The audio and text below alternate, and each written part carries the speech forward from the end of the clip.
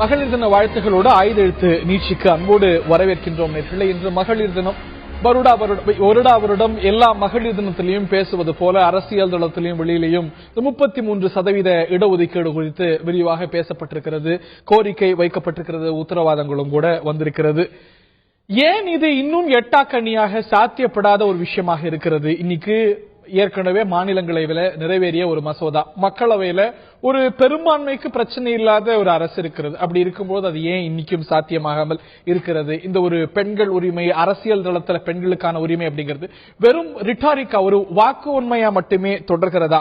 அரசியலில் பெண்களுக்கு முக்கியத்துவம் இருக்கிறதா? விவாதிப்போம் இன்றைய நிகழ்ச்சியில். இந்த நிகழ்ச்சியில் நம்முடைய பங்கேற்கிறார்கள் திரு நாராயணன், பாரதிய ஜனதாவுடைய செய்தி தொடர்பாளர் மற்றும் வழக்கறிஞர், மூத்த வழக்கறிஞர் திருமதி சுதா ராமலிங்கம். இருவரையும் இந்த நிகழ்ச்சிக்கு அன்போடு வரவேற்கின்றோம்.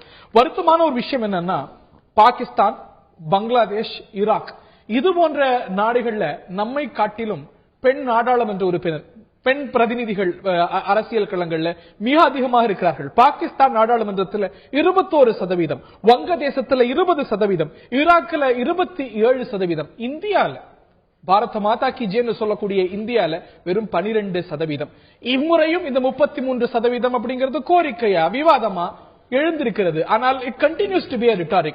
சுதா ராமலிங்கம் அவர்களுடைய முதற்கட்ட கருத்து. மனசுன்னா மார்க்கம் இருக்கு, மனசு இல்ல. நிச்சயமாக எல்லா கட்சிகளும் பெண்களுக்கு சமத்துவமான இடங்கள் எல்லாத்திலையும் கொடுக்கணும்னு சொல்றாங்க. 33% ரிசர்வேஷனை பத்தி பேசினீங்க அப்படின்னு சொன்னா ஒவ்வொருத்தரும் ஆமாமா நான் ஒத்துக்கிறேன் அப்படின்னுவாங்க. 2010 ராஜ்யசபால ஏற்றுக்கொள்ளப்பட்ட ஒன்றுதான், பாஸ் பண்ணின ஒரு சட்டமாகத்தான் வந்தது. ஆனா அதை அதுக்கு பிறகு லோக்சபால எடுத்துட்டு போகல, மற்ற ஸ்டேட்ஸ்ல கொண்டு போகல. நம்ம இதை சீரியஸாக எப்பவுமே பார்க்கல.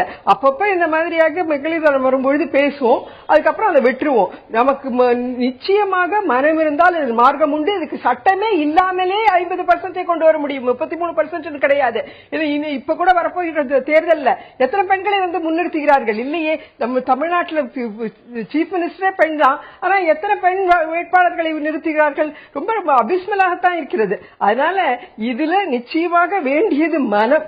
அது இருந்தால் மார்க்கம் உண்டு அப்படின்னு தான் நான் திருப்பி திருப்பி சொல்றதாக இருக்கிறது.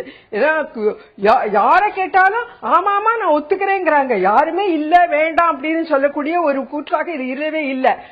சமத்துவத்தை பற்றி பேசும் பொழுது வாழ்க்கையே பேசுகிறோம், ஆனால் செய்யும் பொழுது எதையுமே செய்வதில்லை. ஒரு பொலிட்டிக்கல் வில் இல்லாததுதான் இதுக்கான காரணம். ஒரு மசோதா வரணுங்கிற அவசியம் இல்ல, அனைத்து அரசியல் கட்சிகளும் தானா முன்வந்து செய்யலாம் அப்படிங்கிற உங்களுடைய கருத்து ரொம்ப நியாயமானது இல்லையா திரு நாராயணன்? அதை நீங்க செய்யல, தொடர்ந்து செய்ய மறுக்கிறீர்கள் உண்மை. மிக மிக நியாயமான சரியான விஷயத்தை சொல்லியிருக்கிறார்கள். உலகெங்கும் உள்ள மகளிர் அனைவருக்கும் மகளிர் தின வாழ்த்துக்களோடு 1998ஆம் ஆண்டு முதலாக மதிப்பிற்குரிய அடல் பிஹாரி வாஜ்பாய் தலைமையிலான தேசிய ஜனநாயக கூட்டணி அரசு 1998, 99, 2002, 2003 அந்த 5 வருடங்களிலுமே ஒவ்வொரு பாராளுமன்ற மக்களவையில் நடக்கக்கூடிய கூட்டத்தொடர்களில் பலதுல அந்த பில்லை நாங்கள் கொண்டு வந்த போதெல்லாம் மற்ற மாநில கட்சிகளுடன் சேர்ந்து காங்கிரஸ் அதற்கு முட்டுக்கட்டையாக இருந்ததுன்றதுதான் உண்மை. இது குறித்து நான் சொல்றேன் ஒரு நிமிஷம். பாராளுமன்றத்தில் இது குறித்து மரியாதைக்குரிய முன்னாள் பிரதமர் அடல் பிஹாரி வாஜ்பாய் அவர்கள் மிக தெளிவாக ஒரு உரையை மாற்றியிருக்கிறார். இதுல விஷயம் என்னன்னா, இந்த மாநில கட்சிகள் குறிப்பாக சரத் யாதவ் இருக்கக்கூடிய அந்த ஜேடியு, அதுக்கப்புறமா நம்ம சமாஜ்வாடி கட்சி, லாலு பிரசாத் போன்ற பல கட்சிகள் கொள்கை அளவில் அவங்க முரண்படுவாங்க. இது ஒரு கான்ஸ்டிடியூஷன் பில்லும் கூட இல்ல. ஜிஎஸ்டி பில்ல நீங்க ஆர்டினன்ஸா, இன்னைக்கு லேண்ட் ஆர்டினன்ஸா, ஜிஎஸ்டியா ஆர்டினன்ஸா பலமுறை எதிர்கட்சிகளுடைய எதிர்ப்பை மீறி கொண்டு வரீங்க. இதுல ஏன் ஒரு முனைப்பே இல்ல? இல்ல முனைப்பு இல்ல, நீங்க தவறா சொல்றீங்க.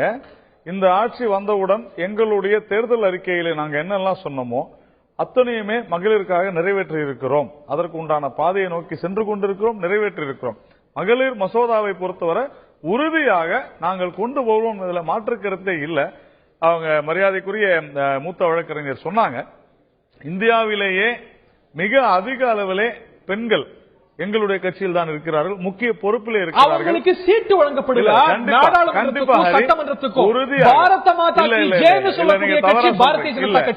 தமிழ்நாட்டில் நாடாளுமன்ற தேர்தலில், கடந்த நாடாளுமன்ற தேர்தலில் தமிழ்நாட்டில் எவ்வளவு பெண்ணுக்கு நீங்க வந்து சீட்டு கொடுத்தீங்க? எவ்வளவு பெண்கள் உங்க கட்சியில ஆக்டிவா இருக்கீங்க? நீங்க வந்து குறுகிய மாநிலத்துக்கு உடனே போடாதீங்க. நான் சொல்வது அகில இந்தியா வசுந்தரா ராஜே சிந்தியா யாரு, பெண். சுஷ்மா ஸ்வராஜ் யாரு, அப்புறமா இவங்க நெஜ்மா பெண் இல்லங்க. Mamata you are wrong. Maneka Gandhi யாரு, ஸ்மிருதி இரானி யாரு? நான் என்ன கேக்குறேன், இது போன்ற நான் இல்லங்க, நான் என்ன கேக்குறேன், அவங்களுக்கு இதை வந்து நீங்க அரசியல் ஆக்காதீங்க. எங்க கட்சியை பொறுத்து வரலாம் அந்த டியூ ஷேர் கொடுக்கப்பட்டிருக்கு. வேற எங்கேயுமே இல்லாத அளவிற்கு தமிழிசை சவுந்தரராஜன் என்பவர் தான் எங்களுடைய மாநில தலைவர். அவருக்கு சீட்டு கொடுத்தீங்களா? இல்லங்க, இல்ல இது நீங்க வரும்பொழுது சில பிரச்சனைகள் இருக்குதா? நீங்க தவறா சொல்றீங்க. நீங்க தவறா சொல்றீங்க. அந்த இடங்கள்ல அவங்க அந்த இடத்துல வந்து அவங்களுடைய தொகுதி இல்ல, அதனாலதான் அது பிரச்சனை. இல்லன்னா டெபினட்டா நின்றுப்பாங்க, கண்டெஸ்ட் பண்ணிருப்பாங்க. ஏன் நான் நார்த் மெட்ராஸ்ல தமிழிசை சவுந்தரராஜன் நிக்கலையா?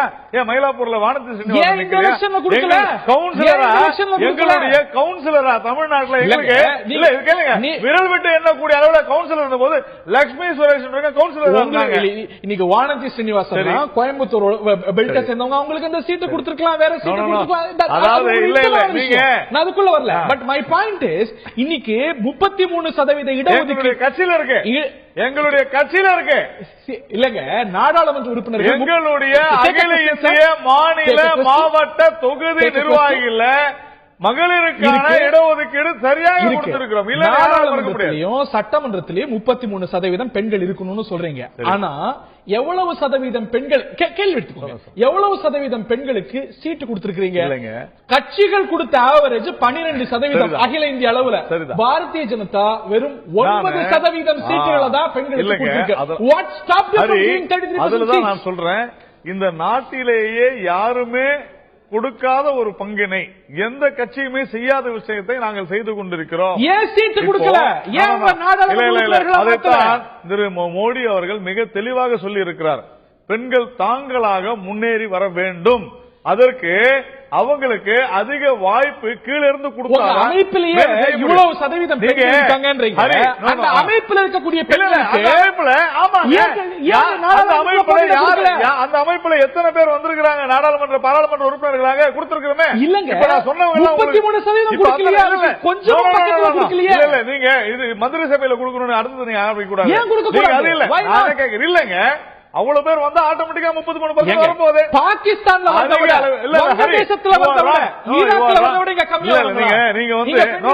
நீங்க ஒரு குறையோட பேசணும் பேசாதீங்க. நான் என்ன கேட்கிறேன், இல்ல குறை இல்ல, பாராளுமன்ற உறுப்பினர்கள் ஒரு 50% இருந்தாக்க கண்டிப்பா அவங்க வந்திருக்க போறாங்க.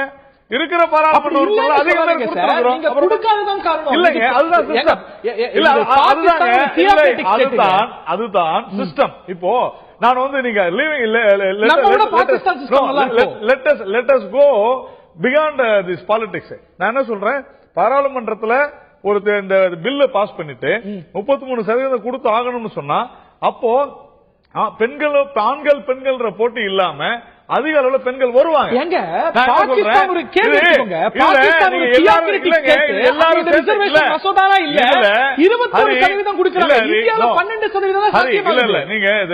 இது வந்து ஒரு இஷ்யூவை கரெக்டான கோணத்துல பாருங்க.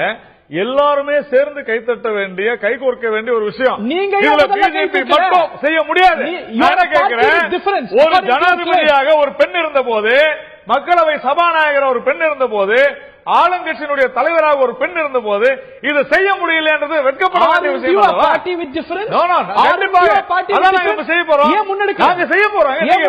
எப்படி சொல்லுவீங்க? சுதா ராமலிங்கம், இந்த ஒரு பொலிட்டிக்கல் வில் பொதுவாக இல்லாமல் இருக்கிறதுக்கான காரணம் என்ன?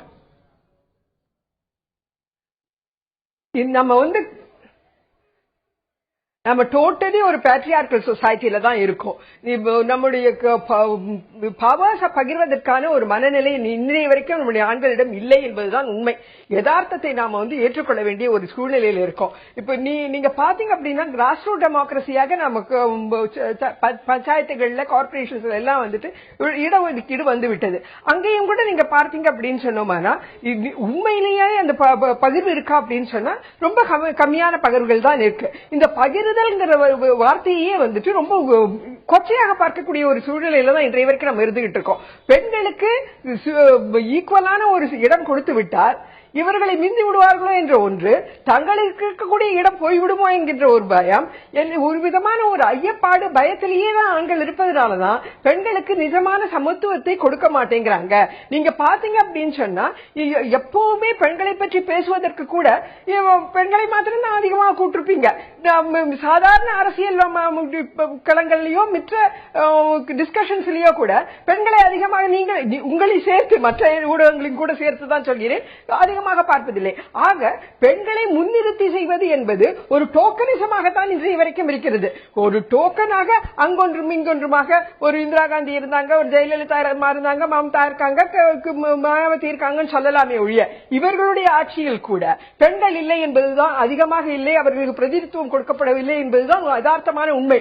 அது எதனால அப்படி யோசனை பண்ணி பார்க்கும் பொழுது நிச்சயமாக இந்த மேல் டாமினன்ட் சொசைட்டியில பெண்கள் ஊடுருவி போவது என்பது சாத்தியதையாக இன்றும் இல்லை. அதனாலதான் நாங்க வந்துட்டு ரிசர்வேஷன் கேட்கிறோம். இல்லைன்னா ரிசர்வேஷன் இல்லாமலே 50% கொடுக்கலாமே, அதுக்கு மேலேயும் கூட வரலாமே. பெண்களுக்கு தகுதியற்றவர்களாக இல்ல, சான் பிரான்சிஸ்கோ வரைக்கும் டெல்லியில இருந்து ஏரோப்ளேன் ஓட்டிட்டு போக முடியும் டோக்கனிசம் காமிக்கிறாங்க. ஆனா எல்லாருக்கும் சொல்ல முடியுமா?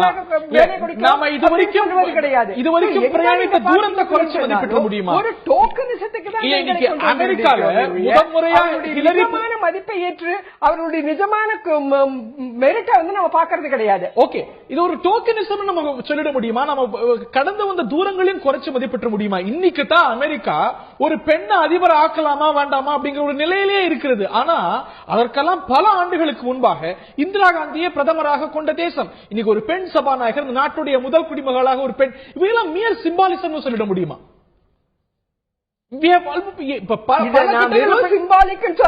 சிம்பாலிக்கா மாத்திரம் தான் இன்றைக்கு பார்த்துக் கொண்டிருக்கிறார்கள். இவர்கள் யாரையுமே வந்து வெறும் பெண் என்பதற்காக மாத்திரம் வந்தவர்கள் கிடையாது. அவர்களும் அவங்களுடைய மெரிட்ல தான் வர்றாங்க.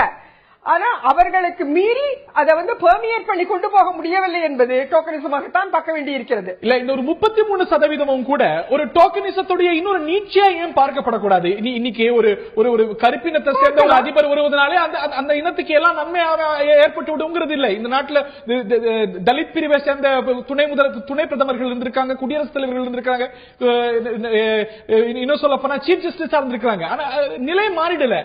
சோ இந்த 33% அந்த ஒரு டோக்கனிசத்துடைய நீட்சியா இருக்கிறதுக்கான ஒரு ஆபத்தும் சேர்ந்தே இருக்கு இல்லையா?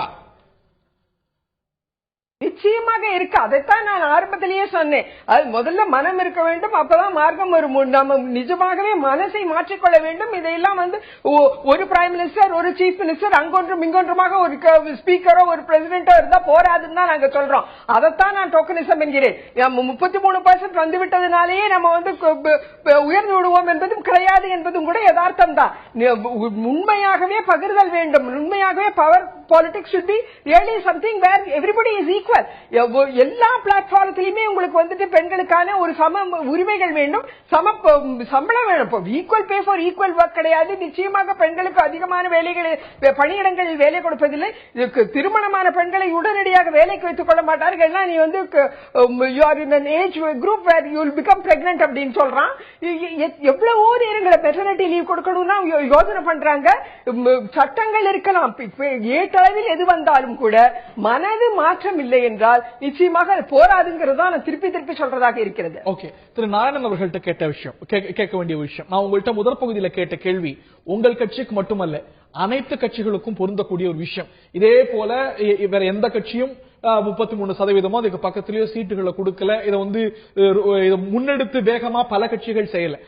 அவங்க சொல்வது போல இன்னும் அந்த மனநிலை நம்ம பொலிட்டிக்கல் கிளாஸுக்கு ஒட்டுமொத்தமா இல்லைங்கிறத நீங்க ஏத்துப்பீங்க? கண்டிப்பா நான் ஏத்துக்கிறேன். அதுல வந்து ஒன்னும் சந்தேகம் இல்லை. ஆனால் இந்த நாட்டிலேயே நான் ஏற்கனவே சொன்னது போல பாரதிய ஜனதா கட்சி மட்டும் இதுக்கு விதிவிலக்காக இருக்கிறது என்பதுதான் உண்மை. ஏனென்று சொன்னால் இந்த 33% பேசிங்கன்னா எங்களுடைய கட்சியில இப்ப ஆட்சியில் இருக்கக்கூடிய மாநிலங்கள்ல கிட்டத்தட்ட 33% சீஃப் மினிஸ்டரா ரெண்டு லேடிஸ் இருக்கிறாங்க, பெண்கள் இருக்கிறார்கள்.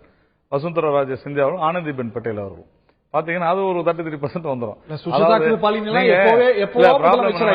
விழுக்காடுகள் பேசினா அது நான் வந்து அவர்கள் எங்களுடைய தலைவர்கள், அவர்கள் மிக சிறப்பாக பணியாற்றுகிறார்கள். நான் வந்து அதற்காக கொடுத்தோம் நான் சொல்ல வரல. நான் சொல்ல வர்றது ஏற்கனவே சொன்னதுல உமா பாரதி எவ்வளவு பேர் இருக்கிறாங்க. எங்க இந்த கட்சியில வந்து அவங்க எல்லாம் ஒரு இவங்க யாருமே இல்ல இல்லங்க, இல்ல அதான் சொல்ல வந்தேன். இல்ல இல்ல இல்ல சேஃப்கார்ட் இல்ல ஹரி, இன்னும் அடுத்த 33% பார்க்கப்படும். இவங்க யாருமே ஒரு குடும்ப ஆதிக்கத்துல வரல.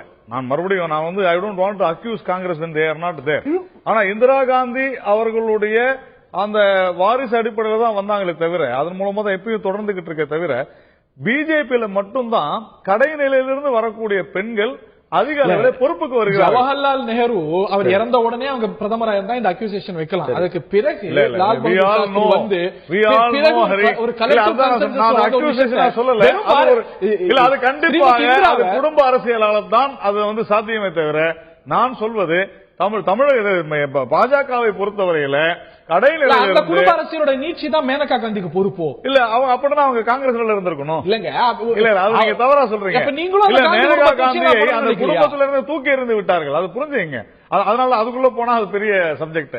அதனால பிஜேபியை பொறுத்தவரை தான் நான் பேச முடியும். மற்ற கட்சிகள் தவறு செய்கின்றன. ஈவன் ராபரி தேவி கூட பாத்தீங்கன்னா லாலு பிரசாதனுடைய ஸ்டாம்பா தான் இருந்தாங்களே தவிர ஒரு ப்ராக்ஸி என்பதற்காக அவங்க வரல. இதெல்லாம் நம்ம ஓப்பனா நம்ம ஒப்புக்கொண்டுதான் ஆக வேண்டும். அதனால இங்க இருக்கக்கூடிய நம்முடைய முதல்வர், அதே போல மம்தா பானர்ஜி, இந்த மாதிரி பல பேர் இருக்காங்க, நாம மறுக்க முடியாது.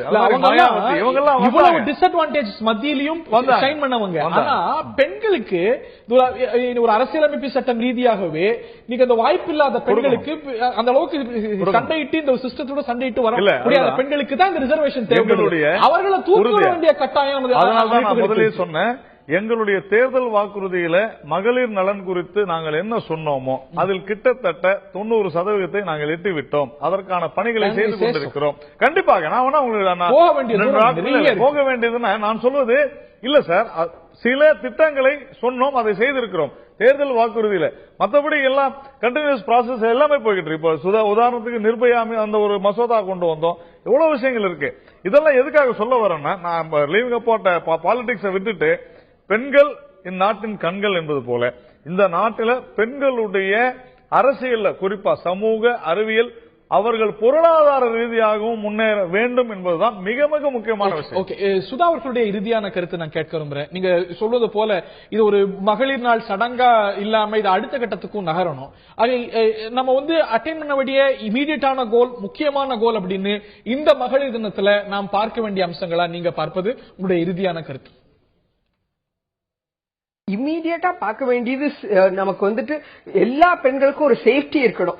எங்க போனாலும் வீட்லயும் சரி வெளியிலயும் சரி ஒரு பாதுகாப்பு அற்ற ஒரு நிலையில தான் நமக்கு இன்னைக்கு இருந்துகிட்டு இருக்கோம். அதுக்குரிய அந்த பாதுகாப்பு தேவை. அவர்களுக்கு வேலை வாய்ப்பில் சம உரிமைகள் வேண்டும், ஈக்குவல் பே கொடுக்கப்பட வேண்டும்.